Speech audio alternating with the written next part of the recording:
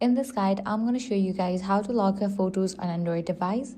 To begin, make sure your phone is fully updated. Now go ahead and launch your gallery app. Inside the gallery, tap menu icon and go to settings. Scroll down and select about gallery. Here you're going to find out the current version of your device. Tap on the version repeatedly until you see a message confirming that Gallery Labs has been enabled. Once enabled, hit back. Now here you're going to find the option of Gallery Labs section. Make sure it's turned on, then scroll down and enable Album Entry Lock and tap on OK to confirm.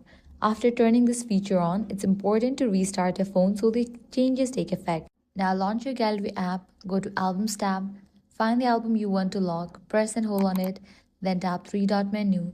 You will now see a new option called Lock Album. Tap it and album will be locked, requiring your device passcode, fingerprint or face unlock to access it. If you ever want to unlock the album, simply open it, authenticate, tap the three dots again and select Unlock Album. So this is how you can easily lock your photos on Android device. If this guide was helpful, do not forget to like, share and subscribe.